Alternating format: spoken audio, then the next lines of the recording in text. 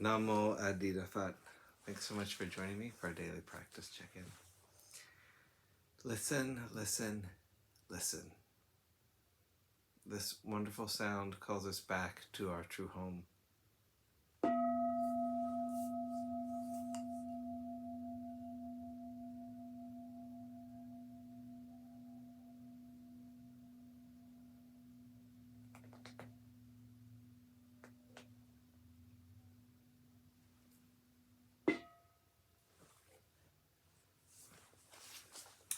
The second mindfulness training. Aware of the suffering caused by exploitation, social injustice, stealing, and oppression, I vow to cultivate loving kindness and learn ways to work for the well-being of people, animals, plants, and minerals. I will practice generosity by sharing my time, energy, and material resources with those who are in real need. I'm determined not to steal and not to possess anything that should belong to others. I will respect the property of others, but I will prevent others from profiting from human suffering or the suffering of other species on earth.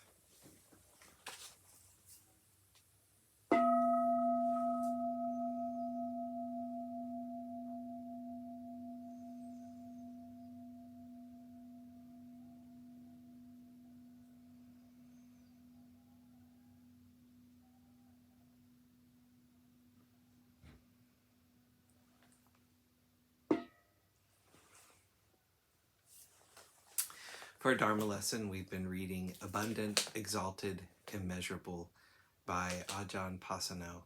We're continuing in Chapter 3, Mindfulness Immersed in the Body. Sometimes we have to deal with physical pain and mental distress. Those are very real experiences. But we still have the breath, which is always neutral. The breath is a neutral base to return to. Can we relax around the physical pain we're experiencing? Are we exacerbating it? Maybe there's illness. Can we actually do anything about it?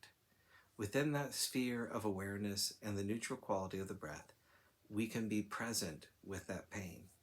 Then if something needs to be done, we can do it.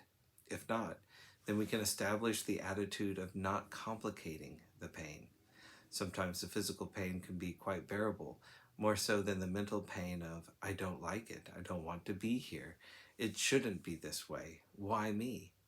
We spin ourselves out like that, and that's where a lot of pain really is. The actual physical pain is then much more bearable. Separate these experiences out. The separation isn't just an intellectual analysis. On an experiential level, by having the anchor of the breath coming in and going out, being grounded, relaxed, and settled in the body, we are able to use discernment. The word that is usually translated as wisdom in Buddhism, panya, is probably translated better as discernment. Use that ability to discern and ask, what's useful and what's not useful right now?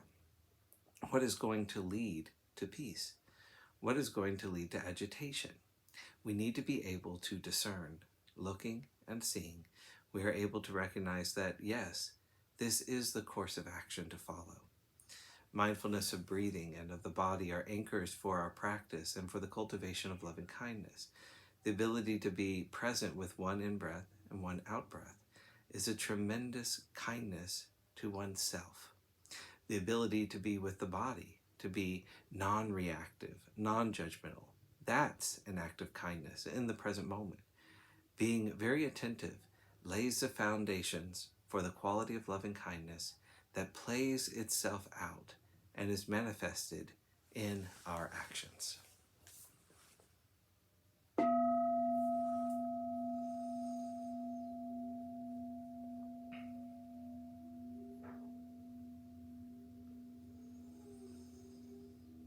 May all beings be well. May all beings be happy.